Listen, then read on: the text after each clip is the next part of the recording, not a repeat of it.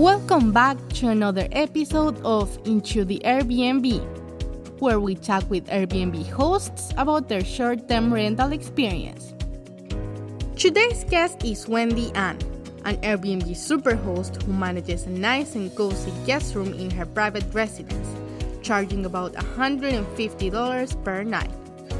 Wendy loves and enjoys hosting as a hobby that brings money to her pockets, and even helps her cover her entire monthly mortgage fee with around $3,000 monthly revenue. Keep listening to hear about her story, journey, and major challenges as an Airbnb host. This episode is sponsored by Airbnb, short-term rental analytics for high-return investments, comprehensive data for insights, ideas, and inspiration. Go to app.airbnb.com to find precise Airbnb data such as occupancy rate, revenue, average daily rate, and so on. So, without further ado, let's get into it. So, can you tell us how did you get started on Airbnb and short-term rentals?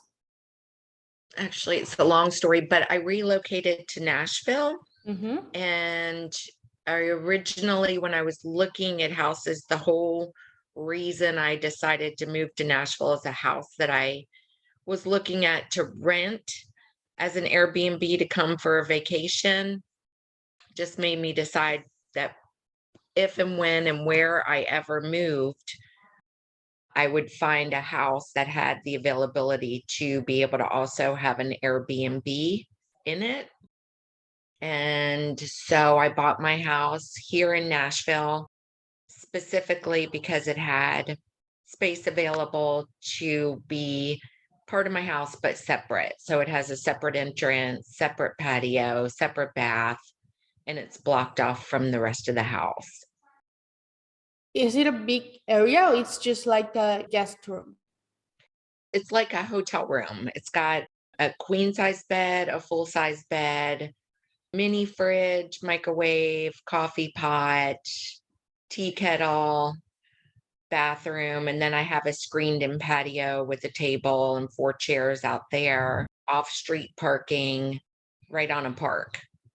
I see. And since the very beginning, you told me that you bought your property and you were already thinking of doing Airbnb. Did you launch it immediately?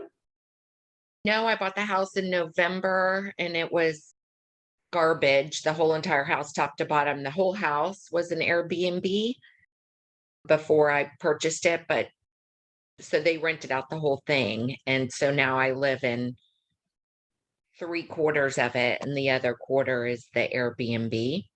So I bought the house in November. I spent 6 months working on the whole house, getting the Airbnb ready, also getting furniture, painting, updating door handles, air vents, you name it, changing out the window treatments.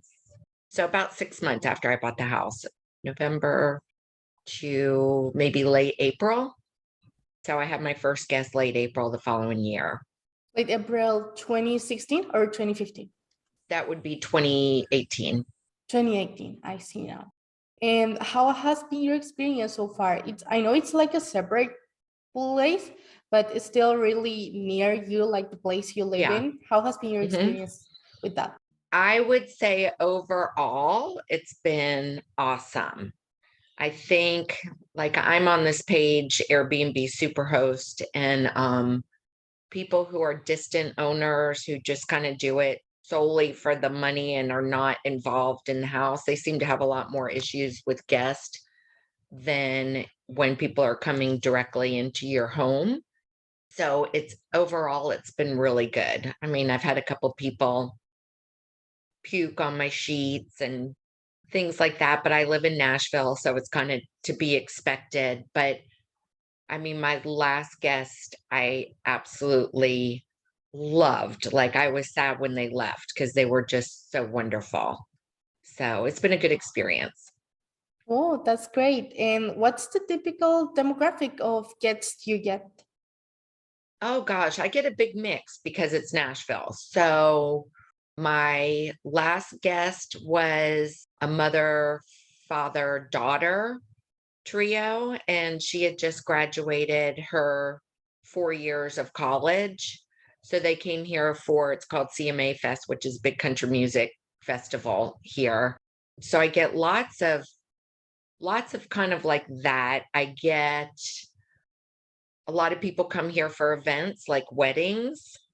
So they like that I have the patio that their guests and family and friends can come and hang out. I'm also pretty lenient about that. A lot of Airbnb hosts don't allow like non-registered guests onto the property.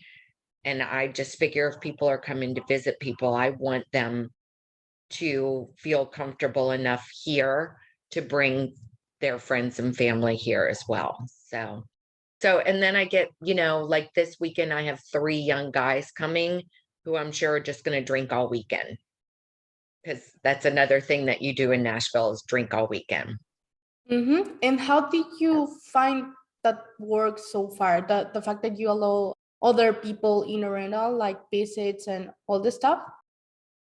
When they want to bring people here, to me, it says that they like where they are and that they feel comfortable here enough to have guests come and visit them here. So that doesn't bother me one bit. Like I kind of find it a little flattering. So I live in my house is a big box, a 2-story box, same exact, on the top as it is on the bottom. The bottom's cut in half and they have half of the bottom. So they have a quarter.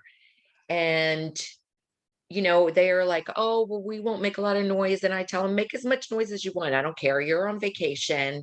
You don't need to worry about me. I bring you into my home. And I just want y'all to be comfortable. The only thing I ask is if you're going to make a lot of noise, that you do it inside if it's late, because I don't want you to bother my neighbors. Where I live in Nashville, if you get 4 complaints from your neighbors, you lose your permit. It's very heavily regulated here. So, but I love to hear people having fun. I like to hear them laughing. I have a Bluetooth speaker down there so they can stream their own music. And when they're doing all those things, and I also have a barn door that I can lock them out of the rest of my house. But I have 2 dogs. And if they want to hang out with my dogs, I leave the barn door open so my dogs can go down and visit with them. I've never really had a guest where I felt like I had to lock it because I didn't trust them to not come into my house, or not keen on the dogs or anything like that. I always lock it. But I feel like if they're going to trust me with their stuff, that I need to trust them with mine. And I keep it pretty flexible, pretty cozy. Like I do it because I like it. The money is good, but I don't particularly need the money to survive. So, the day that it becomes not great for me as a host personally, I'll stop doing it. I understand. And how do you screen your guests so they are like good quality guests? I don't. I've got the way that I do it is that I don't have instant book, or you can't instant book with me unless you have government issue ID, reviews, verified identity, email, and phone number. So you have to have all those things plus have reviews. You can instant book with me. If you don't, you have to send me a request. If somebody doesn't have their identity verified, I tell them, I need you to go back through Airbnb to verify your identity with a government issued ID, and then I can accept your reservation. That's the only way that I screen them. I've had one person, I don't allow local guests. I had one person message me who I saw was local. So I messaged her back and I just said, hey, I see you're local. I typically don't allow locals. Can you tell me more about the reason of your stay? And she said, you don't allow locals? That's really mean. You don't even know people's circumstances. And I messaged her back and I was like, well, you're exactly right, which is exactly why I'm asking you, what is the nature of your stay? And I was just like, I'm not sure we're going to be a good fit.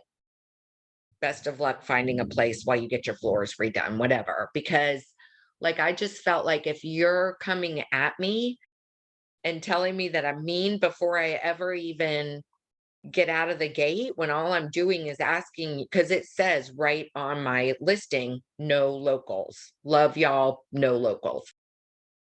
So I was giving her the benefit of the doubt, even just by asking her, you know, why do you want to stay here? And she said I was mean. And I was like, okay, I'll just follow through with that and tell you I'm not going to accept your reservation request. But so, that's only happened maybe 2 times. I've only gotten 2 bad reviews, so like my guest before last was mad because I came out and greeted her.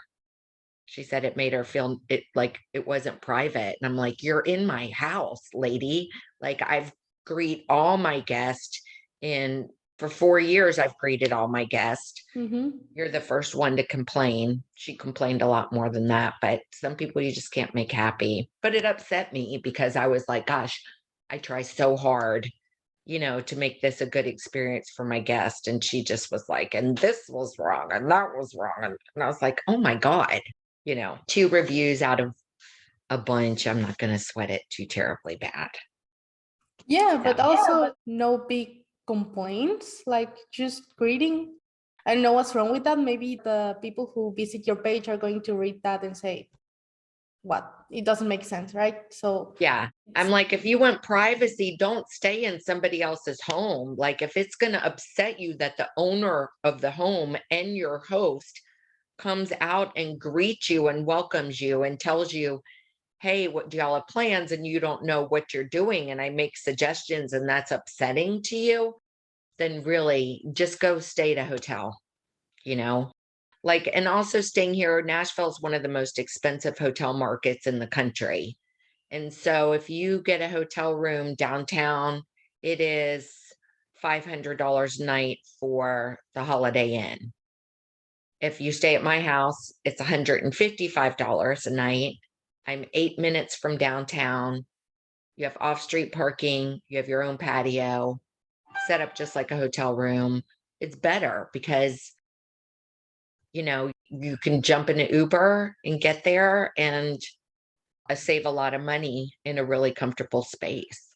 So, yeah, the price difference is really big. 500 yeah. versus just 150. And now that Yeah. you talked about the price, are the other Airbnbs near your location with similar pricing? Yes. Okay, so all the Airbnb market is way lower than the hotel market there. Yeah, there are a lot of Airbnbs in Nashville, but yeah, I try to stay pretty competitive. I stay higher than like the suggested price through Airbnb. I don't want the bargain shoppers. I want people that, are willing to pay a little bit more, but I have all 100% cotton linens, cotton sheets, cotton quilts, 100% cotton towels. I supply everything for them. And I just don't want the bargain shoppers. Yeah, I understand about that. And can you tell me a little bit more about the financing story of your house? I understand that you bought it for yourself, but were you planning to cover any costs, for example, the mortgage with your Airbnb business? Yeah, the Airbnb pays my mortgage. When I bought the house, I put quite a bit of money down because my house in South Carolina was almost paid off. And yeah, it pays my mortgage every month, 9 months a year.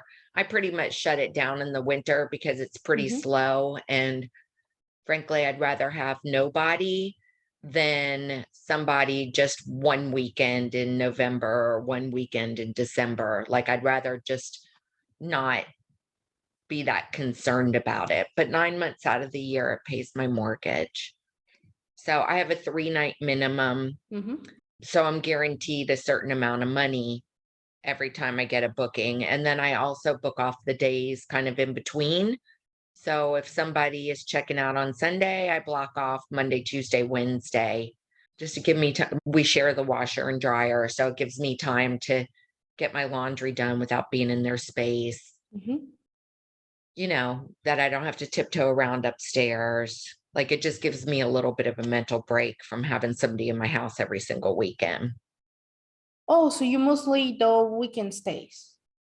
Yeah, unless people book for longer.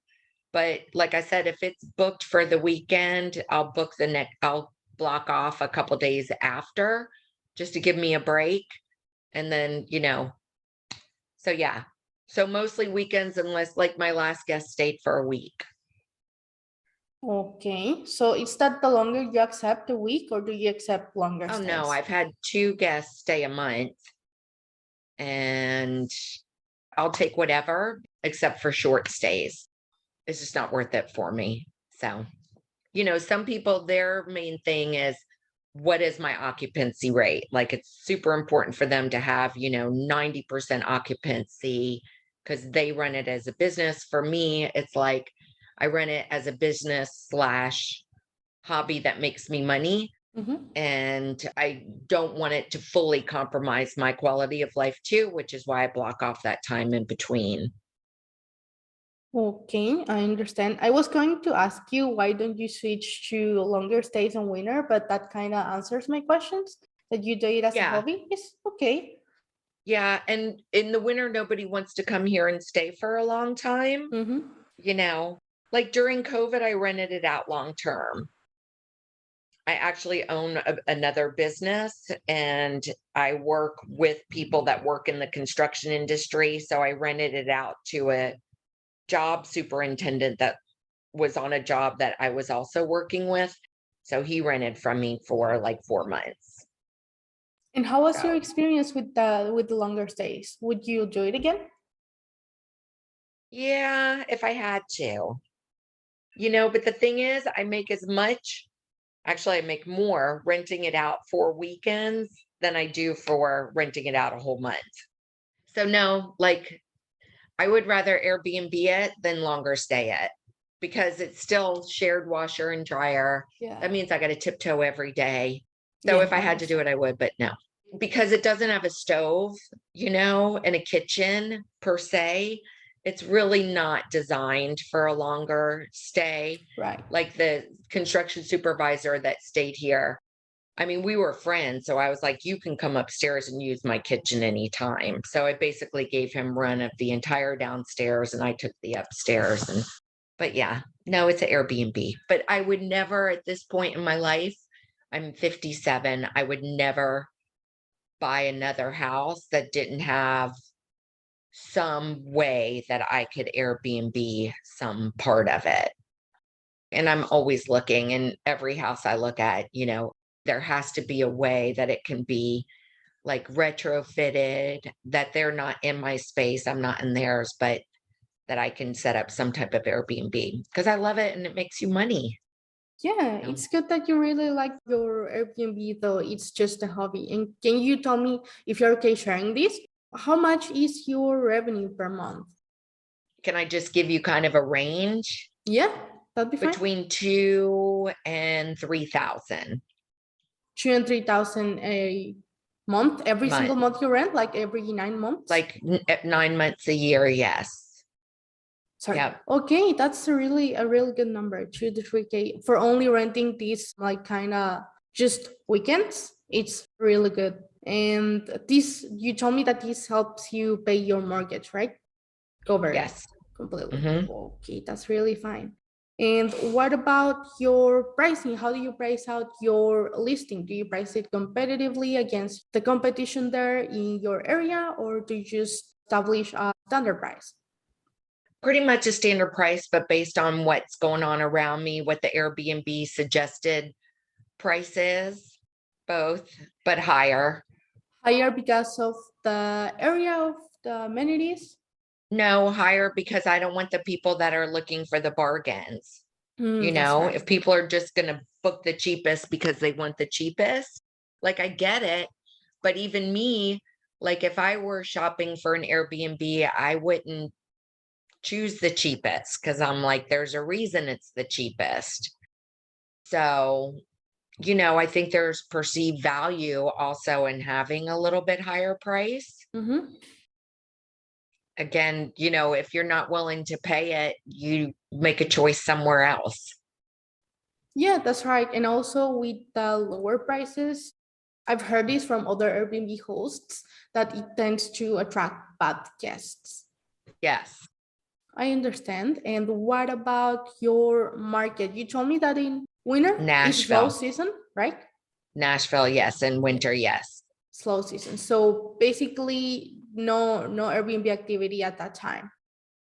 No, it's pretty slow. I mean, we also have a pro football team.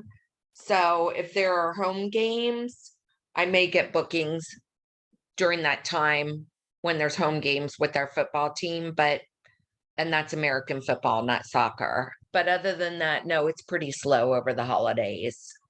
New Year's Eve, maybe. After Thanksgiving, November, December, January are usually really quiet. I see now. And what about the other 9 months? Do you stay fully booked as much as you want? As much as I want, which Can you? is not fully booked, Okay. but I stay as booked as I want to be. Okay. Yeah, that makes a lot of sense. Can you tell me a little bit? Do you, by any chance, if there's like a slower season in any of these 9 months, do you lower your prices usually there? Or No, do you keep it? I keep it. Okay, that's great. Would you like to tell me about the biggest challenges that you found so far as an Airbnb host? Can be with Airbnb platform, with your guests, Yeah, any kind I of would say particular. Airbnb is the biggest challenge as an Airbnb host. Yeah. Pretty much anytime a guest has tried to cancel outside of my cancellation policy, and I'm like, sorry, too bad, so sad. I have strict cancellation policy, and I tell them I'm not the person that issues the refund. You need to contact Airbnb. I have not received a penny of your money. Contact Airbnb. And, then Airbnb always comes back to you and ask you to allow them to refund the guest. And I always tell them no. And, it's just super frustrating. I feel like my neighborhood was decimated by a tornado in March of 2020. Like literally took out houses all the way down my street, took out our entire power structure. Trees were down. You couldn't even get out of my neighborhood for 3 days just because of the trees blocking the road. Like I was literally trapped in my neighborhood. And we didn't have power for 2 weeks. I didn't have cable or internet for 3. And I have a generator running because I have no power. I'm calling Airbnb saying, oh my God, my neighborhood has been destroyed by a tornado. I need to cancel my upcoming reservations. And, it's all over the news. It was a terrible tornado. It went for 50 miles. It was on the national news, blah, blah, blah. And they're telling me, well, you need to prove it. And I'm like, can you just Google? I'm like, the only reason I want to cancel these reservations is guests can't drive down my street. Literally, I can't leave my house. I don't have power. And they're like, well, you have to prove you don't have power. And I'm like, okay. So again, I'm on generator, running my phone. I have my phone tethered to my computer. I'm online with the electrical service company so I can provide Airbnb screenshots of power outages to prove that I'm wasting my generator power to prove to them that the reason why I need to cancel my reservations is because literally I'm living in a war zone with no power. And so they were just terrible.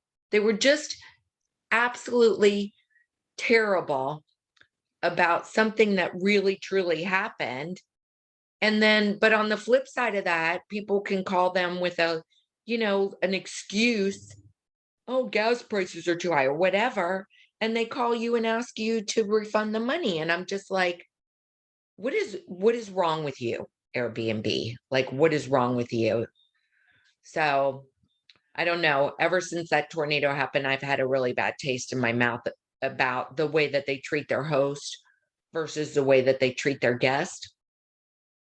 And they need to figure it out because I know a lot of hosts are moving to other platforms. I haven't done it. mostly because I'm lazy. I feel like they're probably losing a lot of revenue because people are moving over to VRBO and, marketing their property on their own and things like that. So yeah, I think Airbnb is the biggest challenge to Airbnb.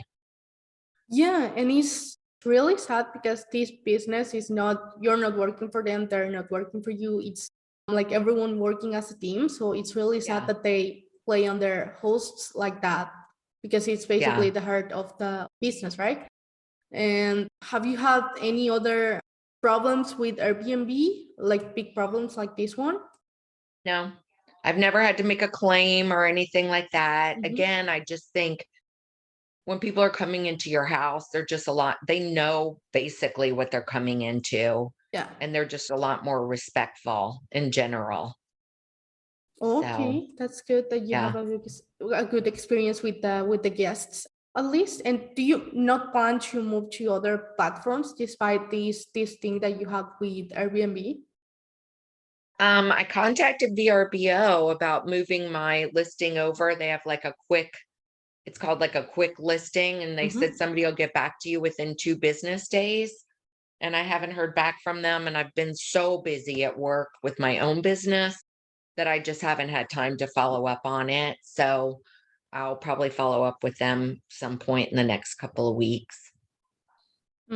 I see. So you're planning to do maybe, right? Yeah. And lastly, can you give out any tips for other Airbnb hosts?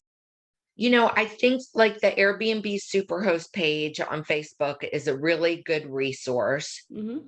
I think before you ask questions about how do you start an Airbnb and things like that, it's a great page to go search that exact question without asking it again. Like it makes me insane because it is such a great resource.